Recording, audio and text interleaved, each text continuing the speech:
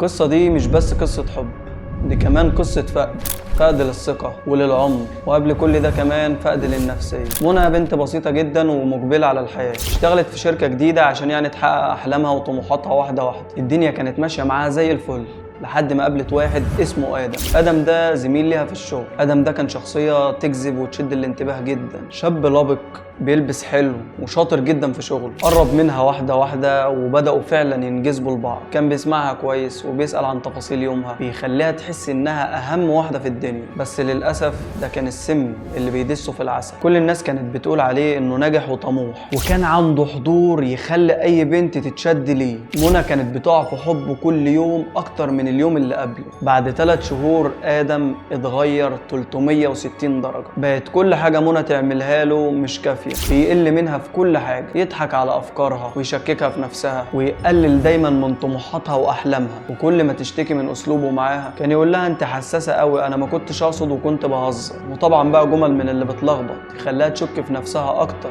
وتحس إن المشكلة عندها مش عنده هو. زي إني كنت مفكر إنك أعقل من كده بكتير، أنت المفروض تفهمي إن كنت بهزر من غير ما أشرح له. لكن الحقيقة كانت غير كده خالص. لو خرجت مرة من غير ما تقول له كان يزعل جدا، لو اتكلمت عن شغلها كان بيقلل من تعبها، وبدأ انه يعزلها عن صحابها وعيلتها. ما تكلميش ده وما تخرجيش مع ده وما تعمليش كذا، وكل حاجة بدماغه هو. المشكلة انها بدأت تصدق ان هي السبب في المشكلة دي. في يوم من الايام وهي قاعدة بتقلب في التليفون عدى عليها فيديو ريلز سريع كده. الفيديو ده كان بيتكلم عن صفات الشخصية النرجسية وقد ايه هي مؤذيه. لفت انتباهها ان كل كلمه في الفيديو بتنطبق بالظبط على آدم، بس هي ما تسرعتش في الحكم عليه لانها بتحبه، وبدات تتفرج على فيديوهات كتير وتقرا كتب عن الشخصيه النرجسيه وعن السلبيات بتاعتها. وبعد ما اتاكدت ان شخصيه آدم ده شخصيه نرجسيه، خدت قرار بعدها انها لازم تحط حدود للعلاقه دي، وانه مش الشخص المناسب ليها. رغم انها كانت بتحبه جدا، لكن تعبها النفسي كان مبرر كفايه انها تبعد عن العلاقه السامه دي. وفعلا عملت كده وبدات ان هي تاخد الخطوة. لكن على مين؟ ده آدم برضه. أول ما حس إنها بتبعد بدأ يرجع لطيف زي الأول. كانت بتتعلق بالأمل يمكن يتغير. ما هو لما حد بيكون على كيفنا للأسف بنخترع له 1000 عذر، لكن الحقيقة إن عمره ما اتغير،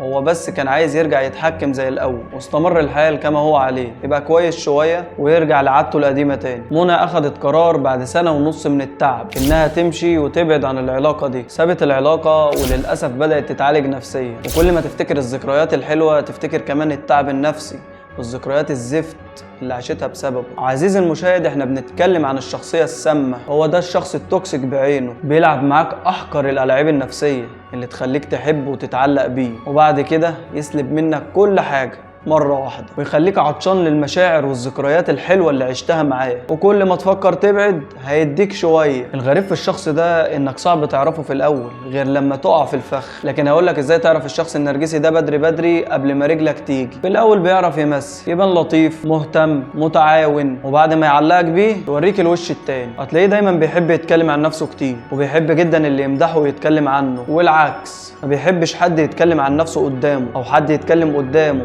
بكلام حلو عن حد تاني. هتلاقيه بيزعل وبيتضايق لما بتنتقده، ويقلب الترابيزه عليك ويحسسك ان انت اللي غلط. دايما شايف انه ما بيغلطش، ولو واجهته باي غلطه هو عملها هيعلق الغلطه دي على اي شماعه تانية. المهم انه ما بيغلطش. طيب انت دلوقتي عرفت ان اللي قدامك نرجسي، تتعامل معاه ازاي؟ تهرب ولا تواجه ولا تغيره ولا تعمل ايه بالظبط؟ بص، عشان نبقى على نور، الشخص ده استحالة طبعه يتغير، او بنسبة كبيرة قوي صعب انه يتغير. مش عشان هو شخص سيء جدا، لكن بكل بساطة هو مش شايف اصلا ان عنده مشكلة عشان يغيرها. لكن في حلول تانية للتعامل معاه. لو الشخص ده انت مجبر على التعامل معاه زي مديرك او قرايبك او زمايلك، فلازم تحط حدود واضحة. ما تخلوش يتدخل في خصوصياتك ولا يتحكم فيك، وما تجادلش معاه في حاجات شخصية. عمره ما هيعترف انه غلطان. امشي معاه بمبدأ الباب اللي يجيلك منه ريح سده واستريح.